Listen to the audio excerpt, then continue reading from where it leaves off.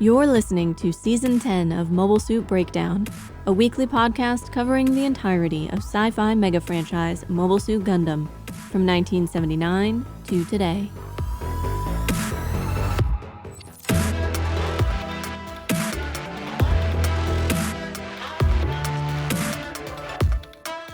This is episode 10.10, In the Ruins of This Beautiful Place, and we are your hosts. I'm Tom, commanding officer of the Shrike Team. You know, like ogres. And I'm Nina, new to Victory Gundam and enjoying the Shrike Team's Charlie's Angels vibe. Mobile Suit Breakdown is made possible by 745 paying subscribers. Thank you all, and special thanks to our newest patrons, Chris W., Born Slippy, aren't we all? And Lando the Lost. You keep MSB Genki. This week on MSB, Victory Episode 10, Senretsu Shurakutai, or Vivid Shrike Team. The episode was written by Tomita Sukehiro, storyboarded by Nishimori Akira, and directed by Tamada Hiroshi, with Nishimura Nobuyoshi overseeing the animation. Remarkably, the credits for this episode list only two key animators by name, Nishimura himself and fellow Studio Dove animator Enokimoto Katsunori. The rest of the key animation was handled by Studio Dove's South Korean satellite office, Seoul Dove, and none of those animators were credited by name. If you'd like to learn more about Studio Dove and its work on Victory, Nishimura himself was recently the subject of a long and very revealing interview by Matteo Watsky, which talks quite a bit about his experiences working on Victory, how studios like Dove fit into the overall Sunrise anime ecosystem, and the development of their various satellite offices, including Seoul Dove. I'll drop a link in the show notes. And now, the recap.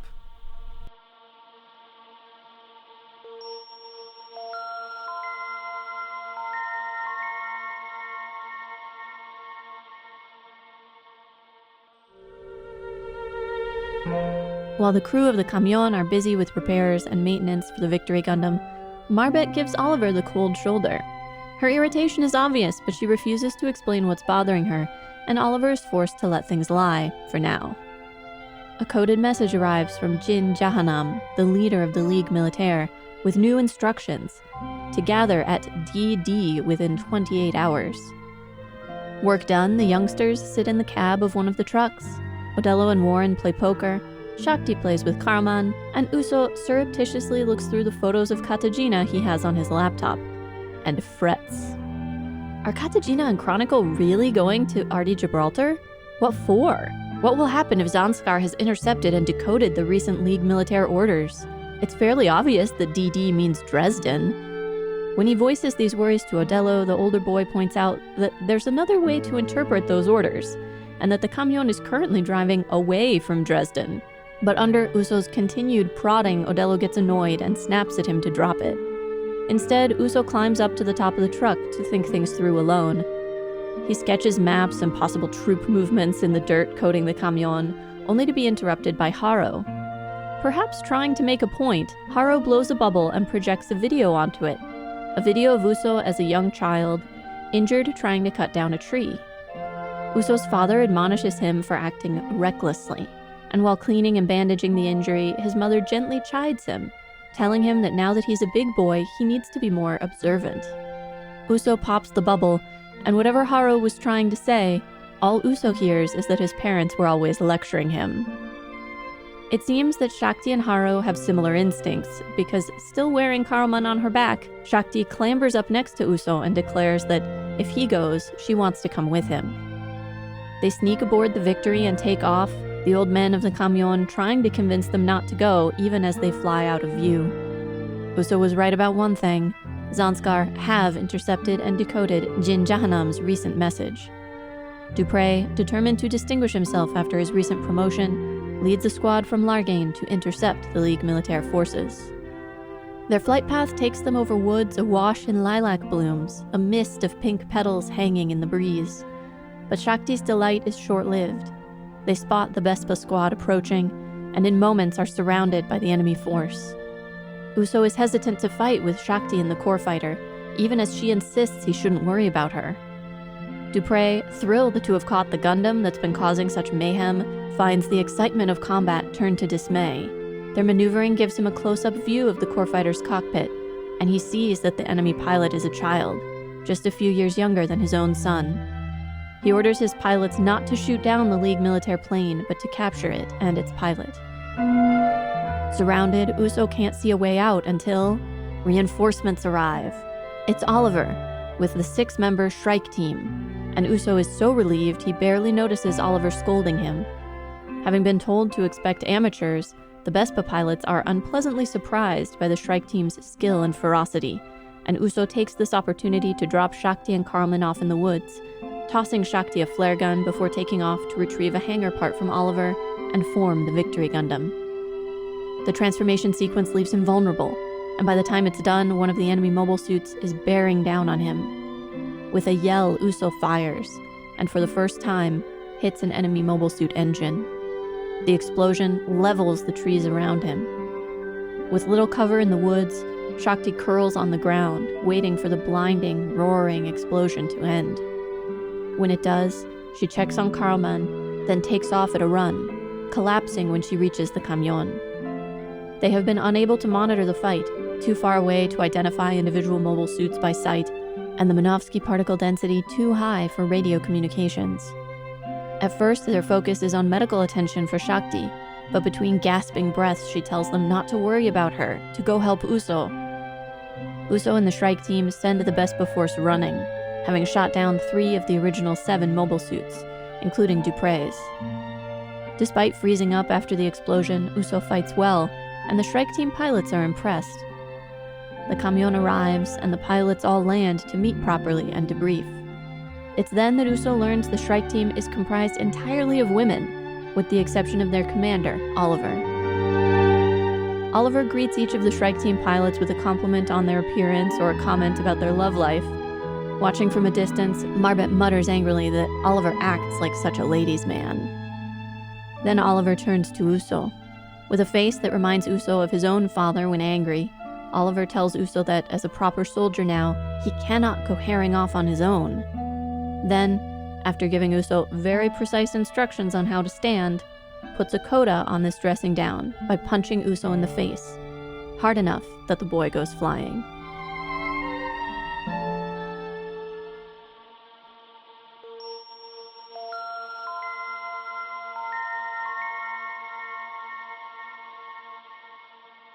So naturally, while watching this episode, I had to look up lilacs, which are depicted fairly faithfully here. There is one shot where the flowers are drawn very clearly, and if you compare that to pictures of lilacs, that is what they look like.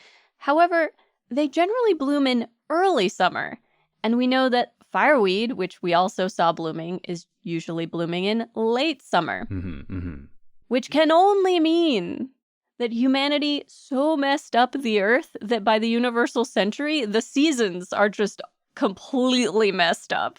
You are overlooking some other possibilities here.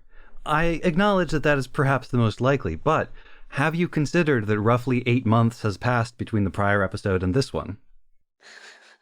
Or perhaps that the writers, designers, etc. for this show really do a vibes-based environmental storytelling? What do they care about the bloom seasons? If they want to depict lilacs, then by God, they are going to depict lilacs. You know, I find your theory that the contents of the show have been determined by some all-powerful group of writers and artists and creators to be patently absurd. These things spring into existence out of nothing, just like buildings. Just like buildings springing up out of the ground or flowers blooming from plants. It can't be explained. No one is responsible for it. It just happens. One should never let physical realities interfere with good storytelling. I mean, I agree with that.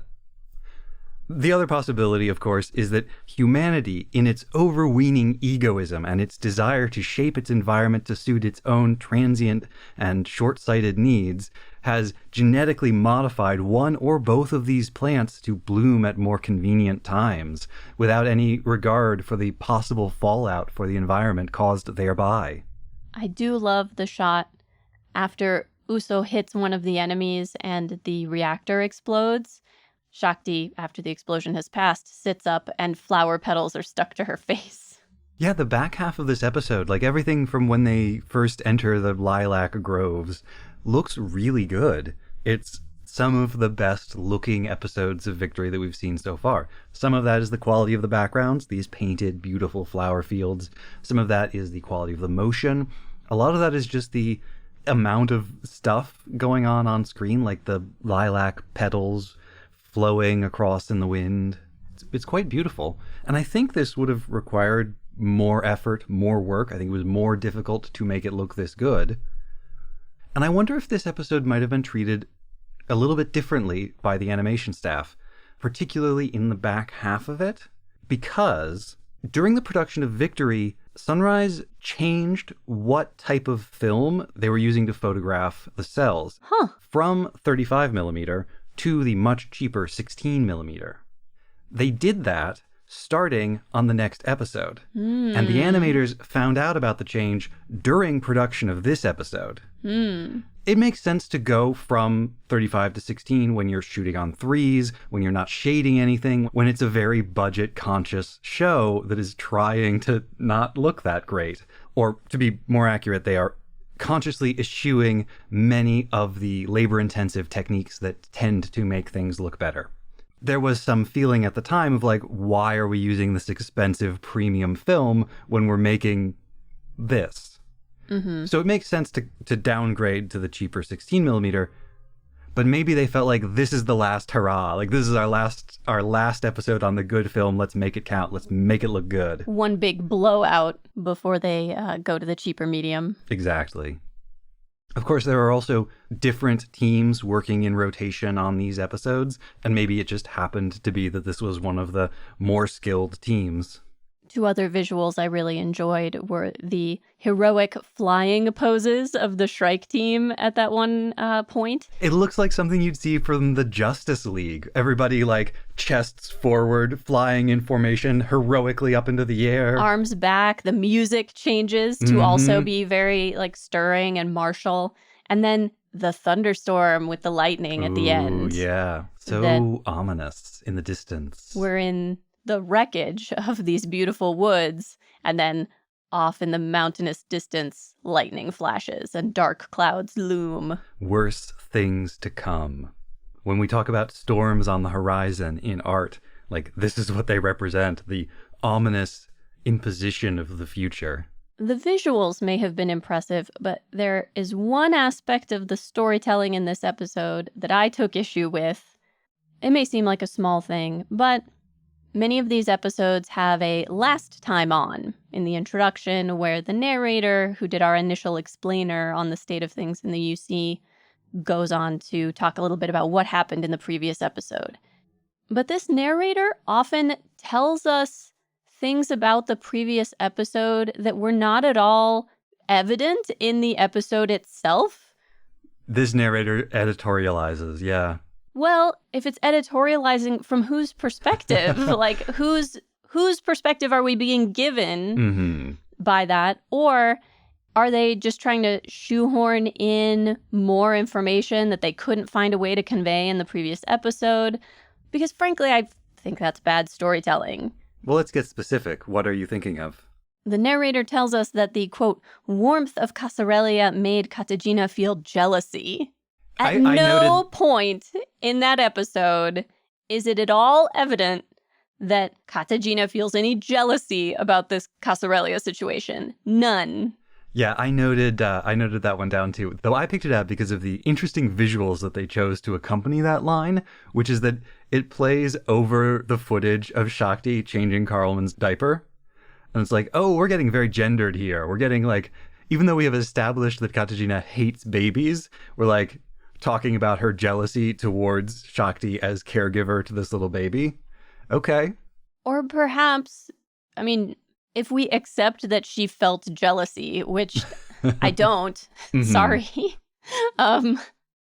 If we accept that she felt jealousy, which I'm not sure that I do, it may be more not a specific jealousy of Shakti in this role as caregiver, but a hunger for this idealized depiction of family life. What we know about Katagina's parents and upbringing, it seems unlikely that she had many of these quiet, loving moments with a mother who doted on her and was with her constantly throughout her infancy.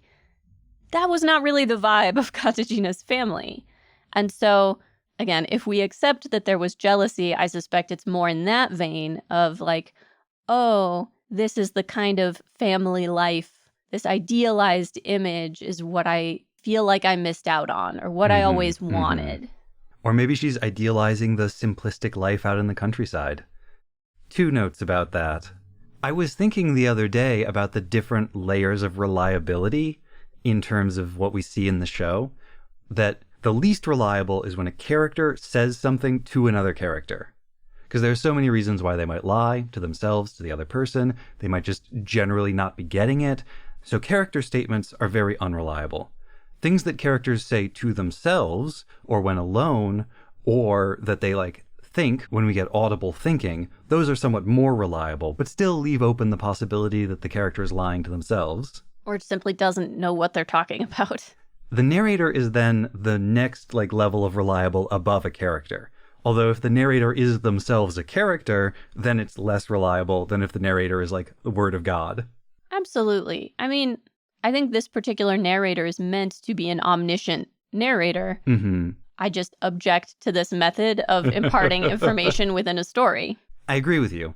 And I think what we see in the visuals is even more reliable than a narrator. If what the narrator says directly conflicts with what we've seen, then we have to assume that the narrator is wrong. But because of the way the production gets made, and here we're going back to your frankly ludicrous idea that people make these things, and that the form that they take is influenced by the circumstances of their production, these episodes get made somewhat in parallel.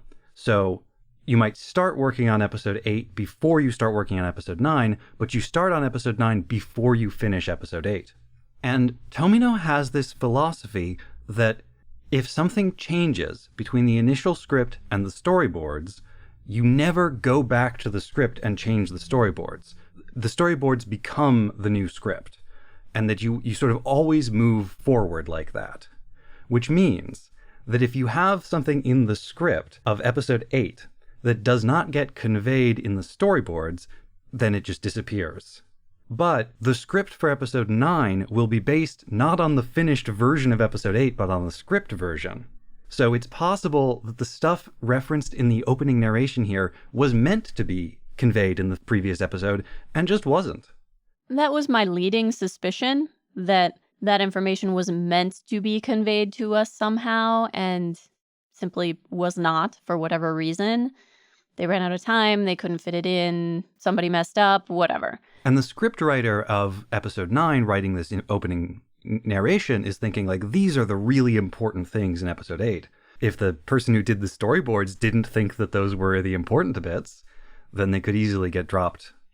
Another consideration, I don't know to what degree this may or may not have happened on Victory, but we have certainly noticed in other Gundam shows that different lead writers often can have very different takes on the same character and can portray the same character very differently on their respective episodes.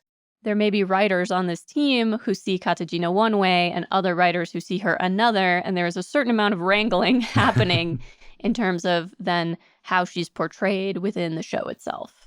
I've often wondered if maybe things like the intro narration and the sort of next time on narrations at the end, if those might actually be written by a completely different person. They often feel different in style and sometimes in content in a way that makes me think maybe they're being done as a distinct part of the creative process by a different person. Katajina is not in this episode at all, and yet we've already talked so much about her, and we will continue to do so because while she may be absent, her presence is still being felt by a certain someone. Before we get to that, I did want to touch on one other complaint, which we've both talked about a few times. This comes up over and over again, but we get the introduction of a new name and 2 completely different spellings for that name. One of them in the subtitles and one of them diegetic, shown on a computer screen within the episode. And that is Jin Jahanam or Janaham, depending on which spelling you go with. And I think on the screen it's Jing. I think there's a G at the end. It's either Jinn in the subtitles or Jhing on the screen. And then for the last name, Janannam, that's in the subtitles, or Janaham. I mean, my policy that if it's written on screen, it is correct, even if it's not the only correct answer, remains in place here. Here, though, the reason they changed it, I think, is fairly evident. Uso says in this brief scene where they drop a bunch of names and a bunch of name explanations, which hit me like a flashbang. This whole thing was like, whoa, that is way too much information to take in and assimilate. But when he says that Jahannam is a term for hell, Jahannam is the term for the analog to hell that exists in Islam. And he mentions that jinn, like the powerful spirit or demon that lives in hell. Right. One of the powerful demons or spirits that live there. Right. Jinn, like a genie. So when the real world connection, when the origin of the name is that well established in the actual text of the episode, it would be a little bit weird if the name that they were using just A, didn't match the way it's pronounced, and B, wasn't the thing that they're explicitly saying that it's referencing. Which of those two things were they saying is Uso in Hindu? Jinn or Janaham? I don't know. I mean, jinn in Hindi is also jinn, or like very close. I'm sure I'm not pronouncing it quite right, but it's very similar to, I guess he pulled the original words from Arabic. Seems like it. Although if it were just like a generalized demon of hell, I think like Rakshasa. Yeah. And I think the Hindu version of hell is called Naraka. So I haven't the foggiest idea what Uso is doing in all of this. So if any of you speak Hindi and have any idea what Hindi word they are talking about, please let us know. I was also pretty flabbergasted by the statement that Ligue Militaire means Holy Alliance, or in Japanese, Shinsei Dome, and that it comes from ancient Roman. Excuse me? Excuse me? I was not surprised by that because I knew it was coming and have been thinking about this for a while, but it is bizarre. Ligue Militaire does not mean Holy Alliance. Ligue Militaire means military league or military alliance. The term in Japanese, Shinsei Dome, usually refers to the Holy Alliance, which was a post-Napoleonic alliance of conservative states of Europe intended to suppress any future liberal revolutions. Which I guess in theory this could maybe be a reference to, but I don't think that's accurate. And also, in English, there's like at least a dozen different organizations in European history that have been called the Holy Alliance, Holy League, Sacred Alliance, Sacred Union, some variation on that, many of which have used Latin words for their official title. Holy Roman Empire. So what they're actually referring to here is a big puzzle that I have been trying to fit together for a long time, and sometime before the end of this season, I will do a research piece on it. The real kicker is I don't know whether or not it's meant to be connected to Zanskar's guillotine, to the idea of Zanskar as a foreign interloper, whether that's connected to the name of Zanskar being taken from a region of India, whether all of this is of a piece meant to fit together, or if they're all being pulled from completely disparate sources. Okay, now that I have that off of my chest, we can continue talking about Katachina. Thank you. I had been hoping, after seeing Uso's personal development in the last few episodes, that he might have started to get over his obsession with Katachina, but it's pretty clear that she remains his guiding star. When he is placed in mortal danger, the first thing he thinks is, oh no, if I get captured or killed, I won't be able to see Miss Katachina again. Kid. He manages to kind of delude himself early on that, oh, I'm just investigating whether this is really a feint by the other guys, this, that, and the other. But he admits once he's in the cockpit, like, oh, I am not going to get to see Miss Katachina here. She is not near RT Gibraltar after all. I feel very foolish that he convinced me. He really had me convinced early on that he was just thinking himself in circles, like overthinking this and worrying about it. As a person who overthinks a lot of things and worries about them, I can understand that feeling where you've managed to get yourself worked up and worried about something to the point where you can't calm down until you go and check on it yourself. And with me, this is usually something mundane, like I'll become convinced that I might have left the sink running in the kitchen and flooded the kitchen. And so I will get out of bed at 2 a.m. to check and make absolutely sure that I did not flood the kitchen. Mm-hmm. But the same principle, right? But no, he's just obsessed with Katajina. No, I mean, I think they're both there. He does really think himself into a tizzy about this. He does earnestly seem to think that, like, in this game of back and forth cat and mouse espionage of codes and double codes, of diversionary movements and feints and double feints, that somehow the Ligue Militaire is not thinking far enough ahead and that they're going to get caught out in one of these traps, and that he actually is doing something for the good of the whole group. Yes, I think he has in fact found an angle. I think he's just self-deluded, but...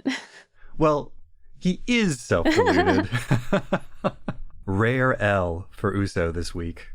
He also, in his first appearance in the episode, I think, is looking at photos of Katajina on his laptop, very kind of surreptitiously, guarding the screen to make sure that nobody else sees that he's looking at these photos of her. And these photos, it's only 3 of them this time, and they're on screen a little bit longer, so you can actually study them. And it's, like, now pretty evident that these are stalker photos. These are, like, paparazzi style, only now we know that she actually is just a private individual. That Uso has been, like, following around and taking photos of her when she's not looking, when she's just out with her friend, going shopping. Uso seems harmless enough, but the problem with excusing unacceptable behavior when kids do it is those kids grow up to be adults and don't always grow out of those behaviors. I'm not saying he should go to jail or anything extreme, but I'm saying somebody in his life should point out to him that this is a creepy thing to do. This is creepy and invasive and bad, and he shouldn't do it. Because what's to say that he won't continue to behave in this obsessive, creepy way once he's a grown man? Uso developing into Mancha before our very eyes. After last week's episode and seeing Katajina choose Chronicle and Uso's clear heartbreak over this, I really wondered, is this some kind of really common formative experience for boys and young men? You develop intense feelings for an older girl and then complete and utter heartbreak when she rejects you for someone more age appropriate? Because I feel like I've seen this storyline play out in so many different pieces of fiction. And not just in anime, also in American shows, in movies, as almost like a rite of passage or like a common early childhood heartbreak kind of thing. I mean, I never experienced anything like that. But you're right, it's very present in media about young boys. And I do remember there was a time when I was in middle school when a bunch of the guys in my class were all obsessed with this one high school girl. So, you know, empirical evidence, it does happen sometimes. I don't know if any of them got their hearts broken when she dated someone her own age. I don't know that any of them actually thought they had a shot with her. Yeah, or got close enough to have a conversation with her. But certainly there was a marked interest. A lot of this episode, to me, felt as though it was developing this theme or idea of Uso as being between things. And that's very much a part of being the age that he is, right? Mm-hmm. You're like not quite a child and you're not an adult. He reveals all of this deep, kind of eclectic, odd knowledge at the beginning of the episode. And we already know he's an incredibly talented and skilled mobile suit pilot. We also know he's been learning this stuff off of the computer banks. So this is basically a kid who has not gone to school but had unlimited access to Wikipedia. More or less, yeah. That is the basis of his education. But at the same time, there's so much he doesn't know, so much he needs to learn, so many skills he needs to develop. And while this kind of depends on who is doing the teaching, who is doing the lecturing, there is some degree of resentment that adults feel this need to lecture him. Haro does this cute little projection trick. Uso is sitting there like, oh, I have to think through this on my own. He wants to be by himself. Haro blows a big bubble and projects some videos from Uso's very early childhood. And it took until my second watch through for me to pinpoint why Haro would do this. And it reveals a stunning amount of intelligence, actually, on Haro's part. I agree with that. Really incredible. Because the memory, the video that Haro chooses, shows the aftermath of little baby Uso apparently having tried to cut down a tree by himself and having gotten hurt in the process, and his father describing him as having done this recklessly, that he didn't really think through what he was doing, and so that's why he got hurt. And then he runs to his mother, and she cleans up the wound, and she's taking care of him, but at the same time, she's like, well, you're getting to be a bigger boy now. You need to be more considerate with your actions. You need to be more thoughtful. Haro is trying to hint to Uso not to act recklessly, not to be impulsive, to actually think through the likely implications of what he's doing. But what Uso takes away from this is, all my parents did was lecture me all the time. The video Haro chooses is not just an example of a time that Uso acted recklessly and got hurt over it, but a time when he acted recklessly without consulting anybody else, when he thought he saw something that needed to be done and went and tried to do it by himself without adequately preparing and without figuring out if it was actually a good idea. Which is exactly what he's doing here.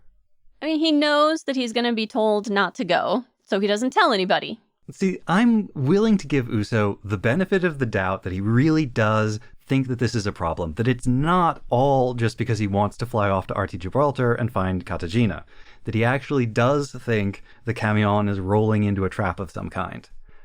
But he's not willing to discuss that with the other members of his cell. He's not willing to raise the possibility with them and try to convince them that actually they've made a mistake. He just tries to take this independent, autonomous action. But he does grow. He does learn. And, again, very typical for young people his age, seems much more open to being lectured by people who aren't his parents. Mm-hmm. He's much more willing to accept that from other people, even as he resents it and wants more independence vis-a-vis his parents. Because by the end of the episode, he has that brief conversation with one of the Shrike Team members where he's like, oh, none of us can do this alone, can we? Well, that's the message of the episode. It's the rare Gundam episode that really feels like a teen drama with a very special message. And it's that, yeah, you can't do it alone. You do actually need comrades that you can rely on in order to be able to do anything.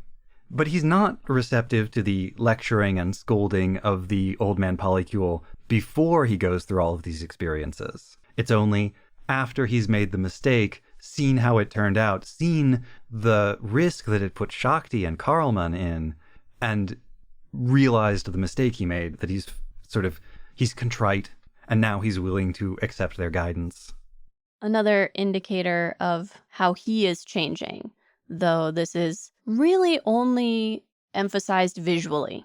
Now he is the one causing a lot of environmental damage, or rather the side he's on.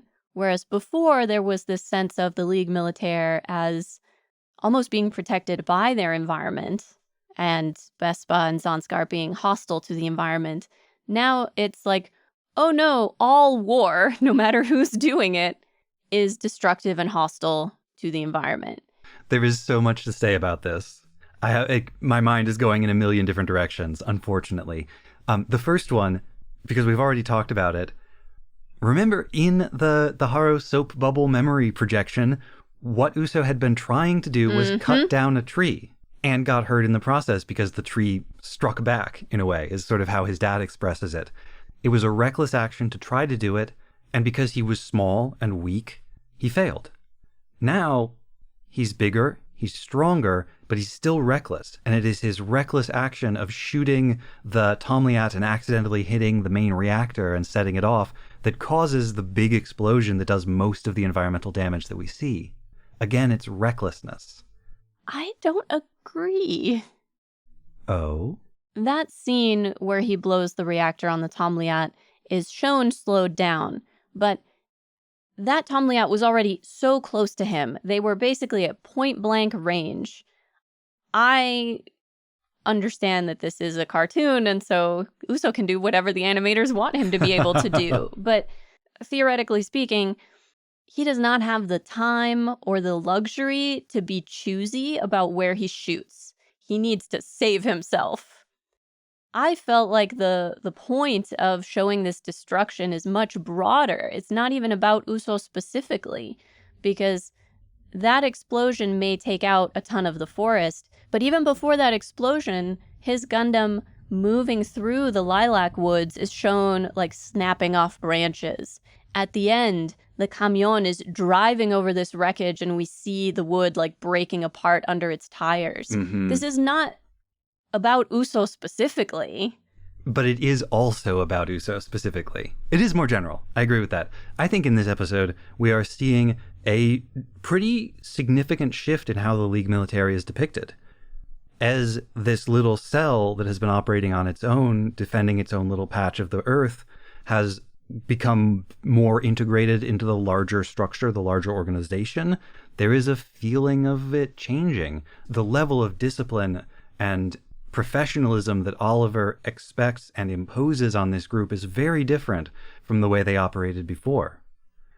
I love the juxtaposition at the end of the episode of a member of the Shrike Team ruffling Uso's hair, which is very much a gesture towards a child, right? That is a gesture of affection towards a kid. And then Oliver laying down the law, so to speak, and saying, you're a soldier now, you have to maintain military discipline. You can't keep herring off by yourself now that you're one of us, one of these legit soldiers. And the, at this point, ritualistic Gundam punch to the face. Right. Our now annual tradition of talking about the corporal punishment of children continues this week. But before that, also the contrast between the rigid adherence to military discipline that Oliver shows with Uso versus his frankly flirtatious treatment of his subordinates, which is, I don't think that's appropriate in the army, Oliver. I don't think that's allowed by the regulations. There's allowed and allowed, right? Like, as sort of kind of came up when I was talking about women in Japan at this time, what a lot of people considered acceptable behavior towards women in the workplace was not the same as what the law necessarily considered acceptable.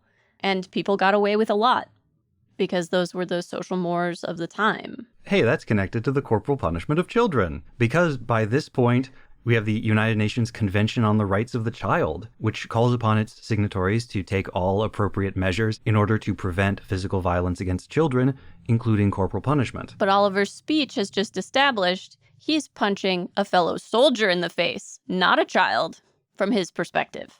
It's ironic because what he's doing seriously undermines, like, the point of the episode. The point of the episode is that to be effective in combat, or doing anything really, you have to be able to rely on other people. You have to be able to trust your compatriots.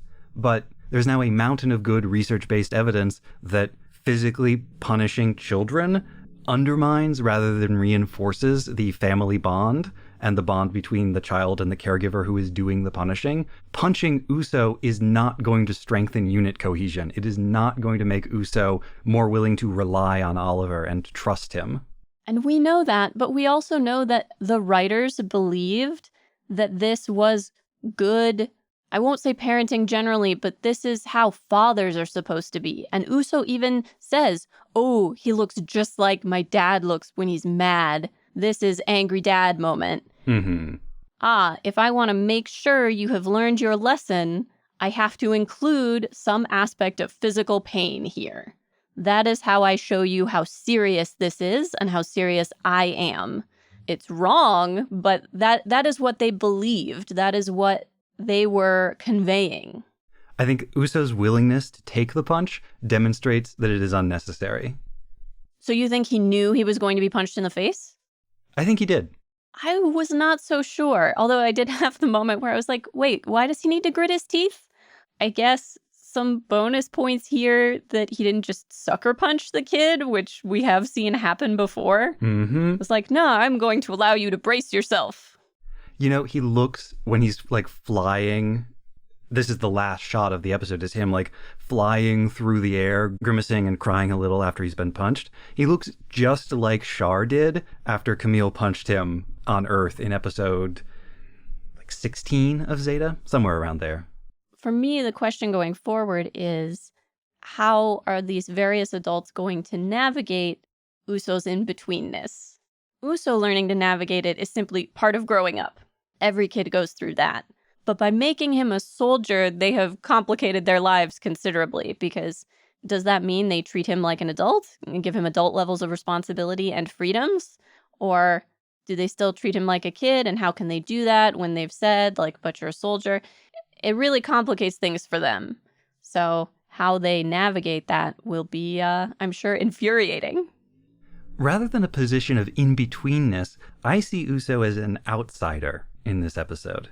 This is expressed in part through his unwillingness to talk to the other people in the group, for his eagerness for autonomy, and those pictures of Katajina, always taken from stealth, always taken from the outside looking in. That has been his experience. As a person living in Casarelia, on the perimeter of Uig, living illegally there, he has always been the outsider.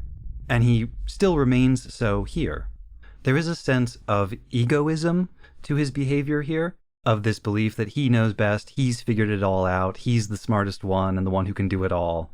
And that egoism gets broken down through the course of the episode as more and more bad things happen to him that he can't control. Egoism is also a watchword in the novels, and is sort of throughout Gundam, throughout Tomino's work, has been kind of like the primordial sin of humanity, the hallmark of everything bad about modern humans, and our desire for personal convenience and security and perpetuation of our status quo being placed above things like respect for nature. He is an outsider. There's no question of that. And it absolutely affects his behavior in certain ways. But I don't know. I think there's much more emphasis on his youth and his being on the cusp of this transition to adulthood than there is on his status as an illegal resident. I also think that egoism, that confidence that, oh, I've figured it out and no one else has, and I can handle this on my own, is also very common in young people, is characteristic of a lot of young folks. But by contrast, the Odello crew, Odello, Warren, and Susie, are all now pretty thoroughly integrated into the operations of the Camion. Like, maybe we'll get some more challenges to that later on, but they're early dancing in and out, wondering if maybe they should make a break for it. Maybe they can get a better deal somewhere else. Doesn't show up at all in this episode. And though their role in it is only quite brief, when Uso is doing his whole, like, Mission Impossible attempt to sneak his way into the core fighter cockpit with Shakti and Karlman without anyone seeing him, Warren, Susie, and Odello are all, like, just doing the regular maintenance of the Camion in sync with everybody else. It's not necessarily emphasized in this episode, but I see Uso's continued disconnection from the group as being a product of how cagey and private he is about his feelings.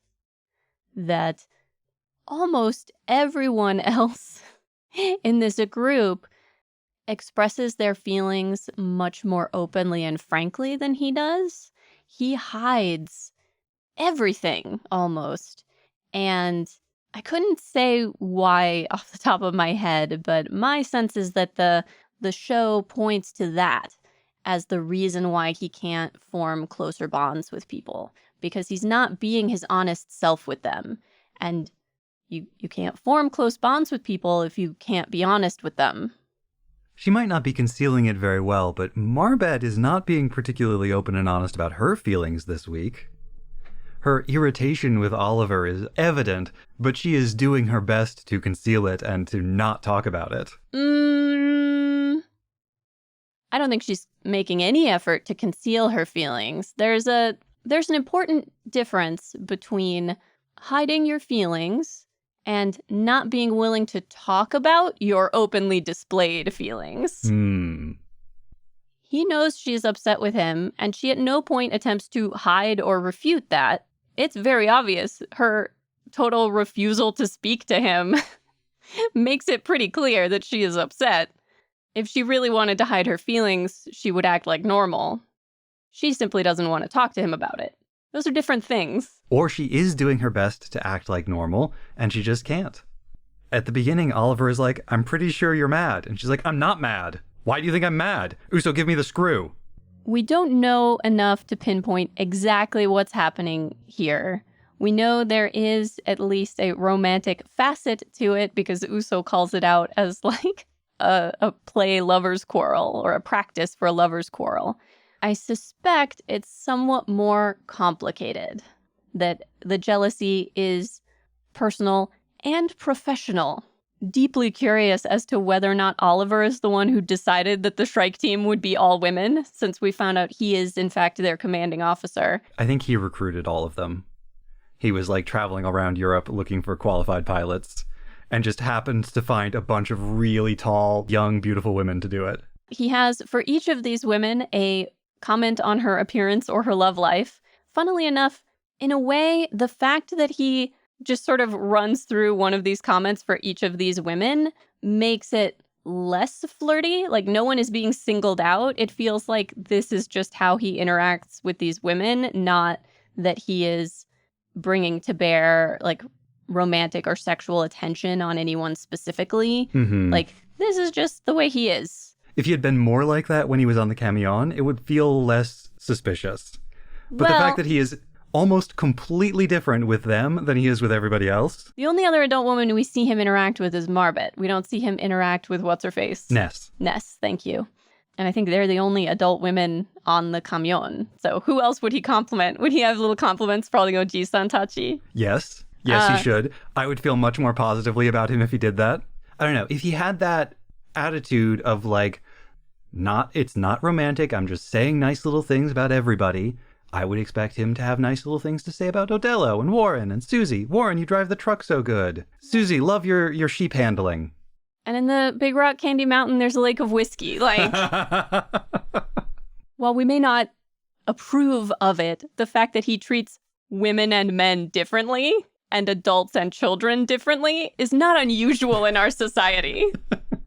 The layers of this that I'm curious about are, is Marbet interested in him romantically and he just doesn't realize it? Are they romantically involved and she's annoyed that he flirts with other women? Where in an odd way, he might think of the flirting as like, oh, that's a thing I do with women who I don't care about. Like, that's just like a casual greasing the wheels of society thing. I couldn't do that with you, who I care about. I couldn't be flippant like that. I think that probably is what is going on. That, like, Marbet is special, and that's why he doesn't flirt with her in the same way. But from her perspective, this is a problem.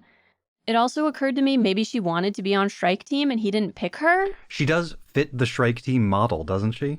And the way she looks at the group, you know, she says to herself, ugh, acting like such a ladies' man. But there's also this sense of longing there. Oh, do you think she's feeling like maybe an outsider? Like she's looking in from the outside? Also maybe caught in between because we know she's not a very experienced pilot. And these other women are clearly quite experienced and good at what they do. Marbet has been out doing what is like probably the more important mission, working on the Victory Gundam, but it means she has been away from this group. If they've been training, if they've been in combat together, like these are professional soldiers. They know what they are doing. But if Marbet had joined the Shrike Team, would she also be at that level? The desperate situation on the camion has not exactly been a good environment to develop those skills unless you're the chosen child. So yeah, I firmly believe there is an element of professional jealousy here too. It's not purely this romantic entanglement or whatever. But since we are talking about the Shrike Team, two things. First of all, they are repeatedly described as reckless.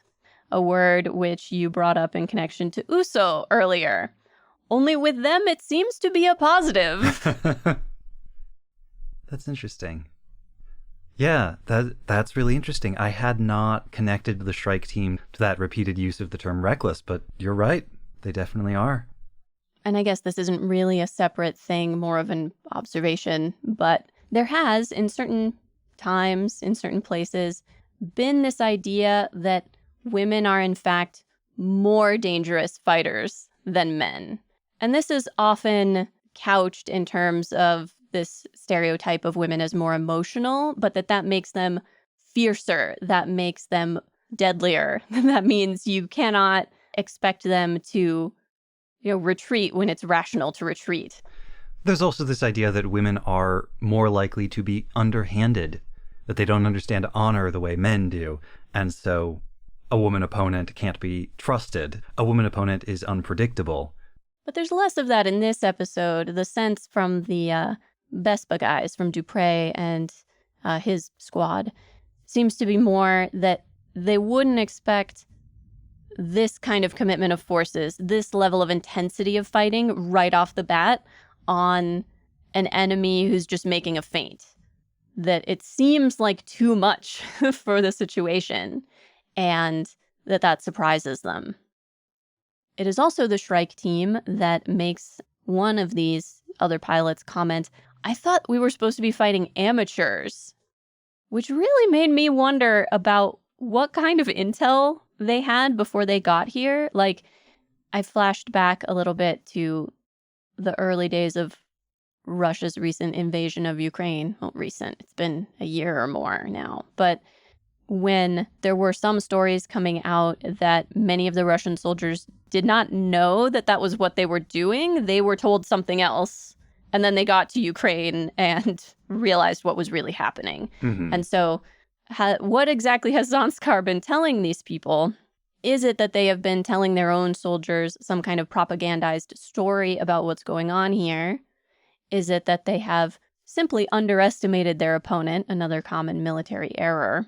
Or do they just have bad intel? Well, the Ligue Militaire is clearly not a cohesive organization. It's a lot of different cells doing different things in different places. Some of its people are civilians with rifles. Some of its people are professional military mobile suit pilots. The origins of the people who join the Ligue Militaire are pretty broad, but if it's anything like AUG, which I think is probably its closest, AUG or Karaba, I guess, are probably its closest analogs in past Gundam. In this episode, one of the old men says, we're doing this, we're putting up a fight because we hope that if we can put up a good enough fight, we will draw the Earth Federation into the conflict. But there are probably Earth Federation soldiers who think that the Federation should be involved now and have joined the Ligue Militaire sub rosa. That's kind of my theory for Oliver and the Shrike Team ladies. I can contextually figure out what sub rosa means, but I don't actually absolutely know what it means, so maybe you should explain that. So I assume you mean when people join as volunteers in a foreign army. Sub rosa literally means under the rose, but roses as a signifier for clandestine operations, for secrecy and covert things. So secretly joining the Ligue Militaire, despite ostensibly being part of an uninvolved military. The way during World War II, for instance, a whole bunch of U.S. Army pilots got permission to travel as civilians to hotspots like China and operate their own, completely not the U.S. military Air Corps. Gotcha. One area in which Zanskar's intel is apparently doing quite well is code cracking, because they have already figured out the karaoke code. Could they have figured it out if Dupre was not apparently an obsessive fan of McKinley? I assumed that was a joke, but... I didn't realize that the 25th president of the United States produced so many banger hits. And was two hot anime ladies. I actually knew that already. If you had studied American history to the level that I have, you would know that almost half of our presidents have actually been anime ladies. You see, in the Fate series... Fate. Ruining searches for historical figures since as long as it's existed. There is a very brief glimpse at some kind of internal to Zanskar politics or conflict, because we learn that Dupre really does not want Pippi Needham around. He wants to get rid of him, which kind of implies that Pippi Needham is a representative of a rival faction, is someone who's been sent there to keep an eye on Dupre, and he resents this incursion. Yeah, speaking of fate, Dupre appears to meet his at the end of this episode. I think this position might be cursed. I mean, Farah Griffin is on her way to trial. Dupree has been shot down, maybe dead. It really looked like the only part of his copter that got shot was the cockpit. Like, I saw it, smoke was coming out of it, it was descending slowly, and I was like, oh, maybe he survived. And then it's like, no, I think he got shot directly in the hem. He was the only part of that mobile suit destroyed. Series wrap on Dupree. Right after he seemed to be setting himself up to be a recurring antagonist for this next arc. Right after he seemed to be inserting himself into this back and forth political fight within Zanskar. And they give him a lot of character development in this episode that is different from what we've seen previously. He had that kind of greasy, smarmy Grand Vizier vibe when Farah Griffin was around, and kind of maintained that in the past couple episodes. But then here we find out he used to be a pilot himself and was promoted out of the cockpit. He wants to distinguish himself on the battlefield. And like so many other Zanskar soldiers, once he realizes he's fighting a child, he freaks out. He thinks about his own son, who is 16 years old. He goes from, these lilacs will be your grave, to, as the father of a young boy, I personally feel that we should not kill you. And even though it's dangerous, tells his men, don't shoot down the plane, try to capture it without killing anybody. Like, he really does not want to kill a kid. Yeah, there's definitely something to be said of the benefit the League Militaire gets from using this child in combat over and above his actual competencies as a soldier. Like, it's pretty dark that probably the reason Dupree's squadron fared so poorly in this episode is because they were trying not to kill the children. And the Shrike Team didn't know that. They didn't know that Dupree was holding back, but they still took full advantage of it. While I cannot think of any off the top of my head, I'm sure there are analogs in other conflicts and in other wars in which a particular task or posting or region is basically like the kiss of death to your career. That everybody who tries to take on this specific task fails spectacularly, dies, it's the end of their career, like something goes horribly wrong, like whatever the place is or the assignment, it just spells doom for everyone who tries it. It is the invading Russia in winter of postings.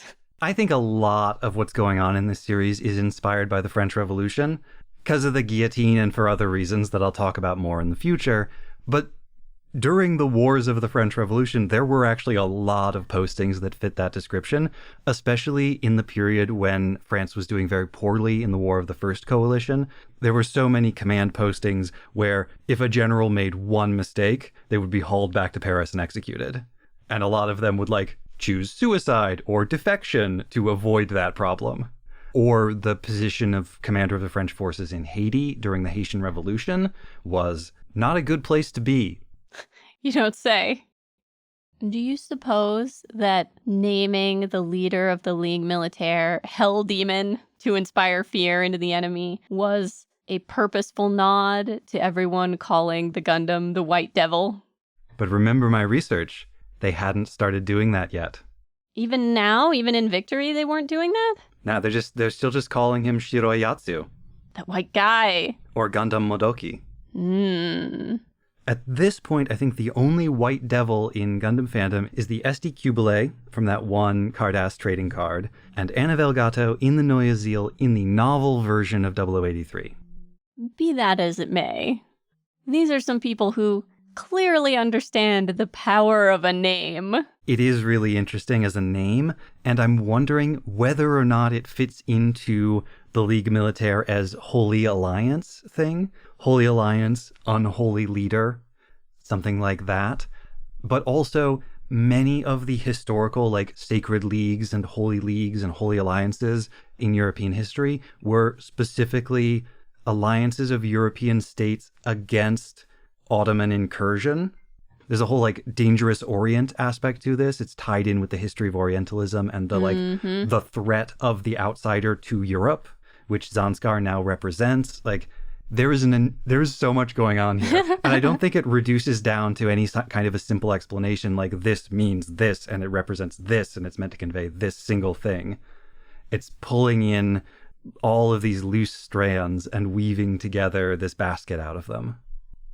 Oh, I completely agree, but that's why when earlier you were wondering whether there was some kind of cohesiveness to the references in use here, I didn't say anything, but I really don't think so. I think time has shown us that when they pull references, there isn't usually any kind of like overarching attempt to make those references work together necessarily.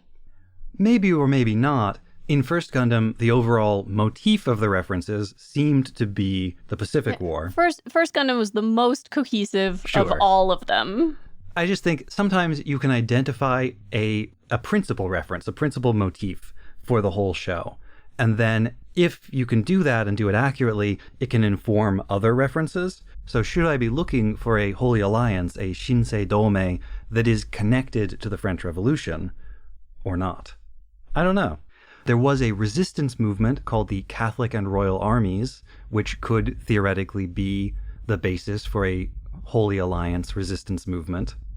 And there was the Holy Alliance that followed the Napoleonic Wars.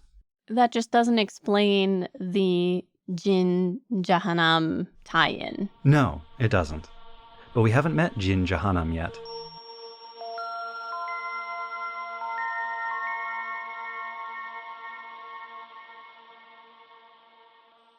And now Tom's research on the name of the Shrike Team's transport craft. Toward the end of this episode, Warren and Odello briefly discuss the newly arrived Shrike Team and their gun-easy mobile suits. Warren observes that the machines that carried them into battle aren't armed, and Odello reminds him of the crucial importance of logistics in warfare. It's a nice scene for these two, who have fallen into logistics support roles aboard the Camion, and a reinforcement of the episode's overall message, that no one, no matter how special, can fight a war alone. Uso needs people to reload the Vulcans on the core fighter just as much or more than he needs backup on the battlefield. The subtext of the episode is also about collective action, but intriguingly it cuts against the main text by focusing more on the difficulties of working in groups for a common cause. On the Bespa side, we immediately see the friction of internal rivalry, the hostility of the Largain-based Yellow Jackets towards the interloper Pipiniden. Each soldier has their own goals that align only roughly with those of the army as a whole. Dupre's personal ambition to distinguish himself in battle mingles with this distrust and compels him to take the field personally, resulting in his apparent death and yet another disruption to the already fragile chain of command in Largain. The Ligue Militaire is also struggling with the challenges of communication and coordination, demonstrated in the coded communique with its multiple layers of meaning, and by Uso's inability to trust the judgment of his fellow rebels. And they are also dealing with the arrival of an outsider who is disrupting the group's cohesion. I don't think it's a coincidence that Oliver enters the story only one episode after Pipiniden makes his first appearance, and Dupre's resentment towards Pipiniden and his squadron find a mirror in Marbet's jealousy toward the Shrike Team. Oliver imposes a sense of professionalism and discipline strikingly at odds with the attitude shown thus far by this little band of armed refugees. At the same time, orders from the mysterious Jin Jahannam threaten to entangle them in the Ligue Militaire's larger mission. The old men of the Camion seem to only know the general contours of that mission. For them, this has only ever been about trying to protect their little corner of the Earth sphere. But that's just boring old subtext. Let's talk about the mecha. During their chat, Warren drops the name of the new mobile suit-bearing hovercraft that brought the Shrikes to the battlefield. He calls them setters, though you'd be forgiven for missing it because, at least in our subtitles, the word setter hasn't been capitalized like the proper noun that it is. These setters, or seta in Japanese, are the latest of what Gundam calls sub-flight systems. The same English term is used in Japanese. These are support machines capable of transporting mobile suits further and faster than the mobile suits could manage on their own. The original sub-flight system was Zeon's Dodai back in First Gundam, although we did see a Lagun reconnaissance aircraft pressed into that role in the Kukuru's Doan's Island episode. Zeta had the Base Jabber, Dodai Kai, and Geta sub-flight systems, and Char's counterattack added the ominously named Shackles as a Neo-Zeon space-use rocket sled kind of thing. By that point, the term geta, originally the name for a specific type of machine, was being used by both sides as shorthand for any kind of subflight system. These various names are somewhat linked one to another. Dodai means base, the base of something in Japanese, and hence its successor, the base jabber. Geta are traditional wooden sandals, and shackles might also be worn around the ankles. Now, there's no obvious explanation for where the jabber part of base jabber comes from, but I can think of one possibility. The word geta is composed of two kanji. The ge sound is another way of pronouncing shita, the kanji for below. It doesn't get used in any of the words that mean base in the sense of a foundation on which other things might be placed, but it is used in geiretsu and kato, words that mean base like debased, vulgar, inferior, despicable. The ta sound in geta comes from a kanji that, when used as a suffix, means something that needs to be carried, like a load or a burden. On its own, it means a pack horse, and when used as a prefix, it means something trivial or worthless. When you combine it with ben, a kanji that means, among many other things, speech, you get daberu, to jabber. So, with a reasonable dollop of linguistic creativity, geta could be shorthand for debased jabbering, and thus the base jabber. It's possible. My one other thought about jabber is that we often talk about getting an injection as getting a jab, and so like insertion. Something that inserts the force into a location. But I like your explanation too. Fortunately, the setters do not require nearly so much creativity to fit into this overall pattern. In all likelihood, they take their name from a different and somewhat less famous kind of traditional Japanese sandal, the seta. Seta are a type of zori, straw flip-flop-like sandals held on the foot with a fabric thong. Seta are distinguished from other types of zori by two principal features: a leather sole and a metal heel. Both features improve the shoe's performance when walking in snow. The leather sole protects the straw from moisture and, combined with the metal heel, improves traction on slippery terrain. When written in kanji, the name seta includes the character for snow. Besides the nigh-identical names, the setters also look a bit like seta, with the main body of the aircraft looking like the hanao strap on the sandal. You can almost imagine some giant foot sliding into a pair of setters.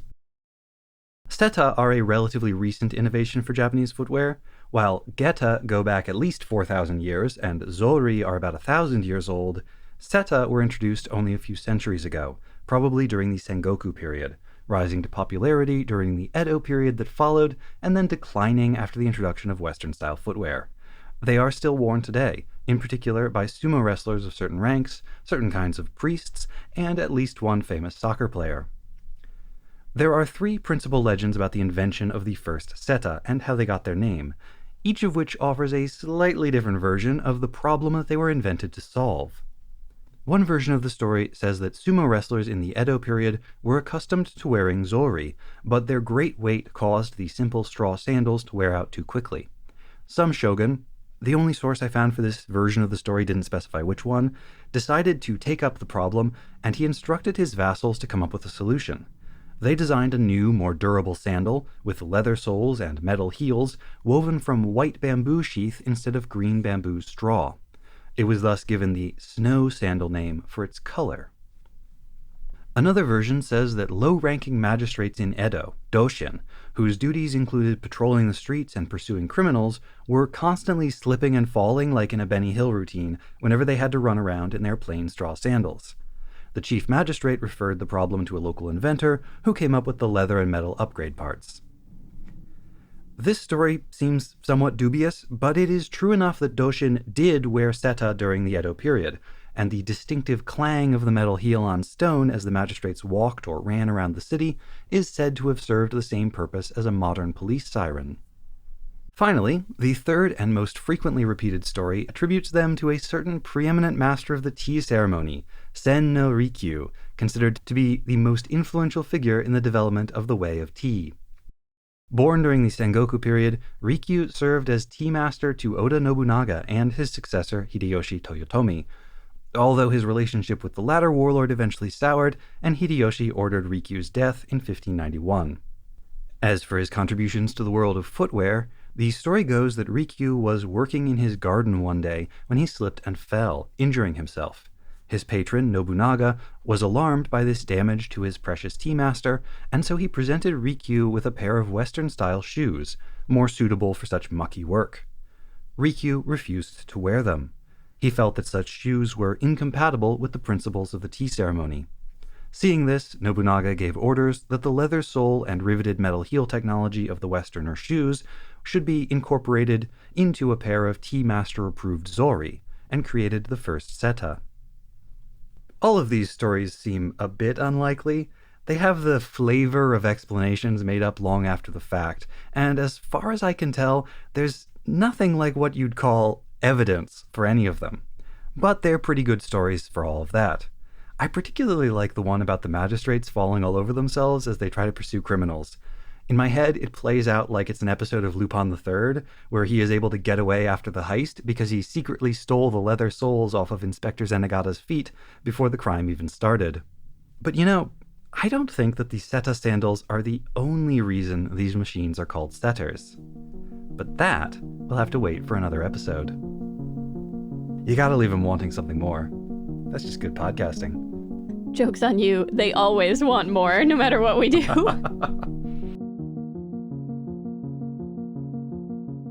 Next time on episode 10.11, Paying the Toll, we research and discuss episode 11 of Victory Gundam and no fighting in front of Haro. They're very sensitive. Bigger, badder battle bikes. Try saying that 3 times fast. Mean Girls. Uso the Nepo baby. Won't somebody please think of the chickens? Shakti is losing it. Never talk to a yellow jacket. No witnesses! No one's gonna get that. That's a special little joke just for us. Do you know who my father is? No, but seriously, do you know him? And this is no James Gunn, pal, no James Gunn. Please listen to it.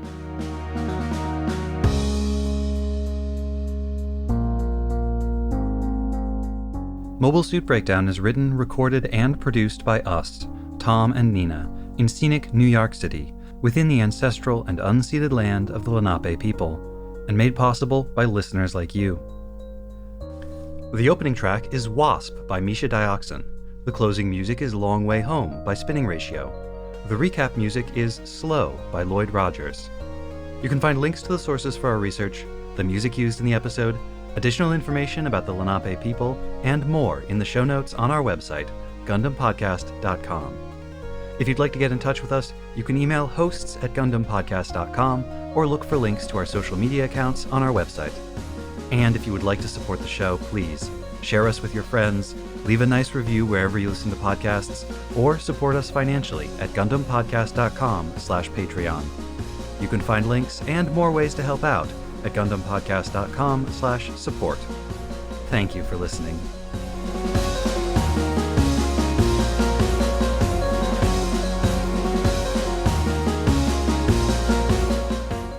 I am ready. Nice. Unless a mouse shows up and throws off my groove. Throw off the Empress's groove. Little squeaker. We would not throw a mouse out the window. Even for throwing off our groove.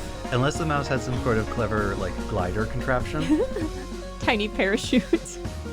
Mouse parasailing through the air, landing on a mobile suit. Oh my god, a mouse mobile suit would be the size of a human and would be to help them fight humans. I was just thinking, we're across the streams. It's not it's not a mouse mobile suit. The mouse paraglides over onto a human, scurries up with them to their head, grabs hold of the hair, and starts piloting them like a ratatouille. So not just for fighting, but for the achievement of any and all mouse dreams. Right. That require being human-sized. Well, you remember that one mecha show that was all about making candies, right? That's true. That's basically a ratatouille situation. I like referring to humans piloted by rodents as a ratatouille. That's a ratatouille.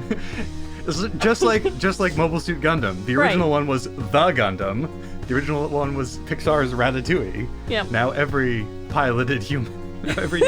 piloted human is a Ratatouille. Incredible. I love it. Call me Pixar. I got ideas. I'm the author of several hit tweets.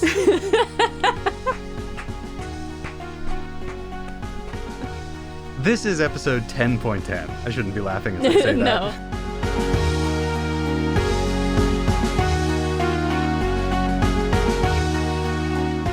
Finally, the third and most frequently repeated story says that a certain preeminent master of the tea ceremony, Sen no Rikyu, considered to be the most influential of all tea masters. I was gonna say, when you said a certain, I was like, oh, you mean, and then you said the name. I'm like, not a, like the guy. The guy. Yes, the guy. So this story says that he was... Sorry, you can cut my interjection. Yeah, I'll start again.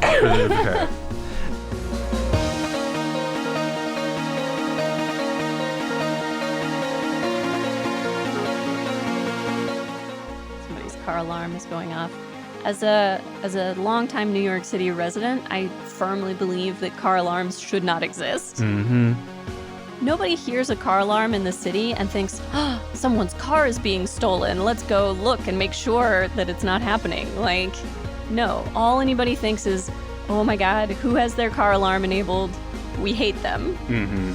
The sheer balance of misery caused by a car alarm versus the actual marginal benefit they offer. Well, and just the, like, it's so much more likely to go off because someone has to squeeze past your car to get to theirs, or is squeezing past to cross the street, or, you know, that's so much more likely than somebody trying to steal your car. Yeah. Anyway, it stopped now.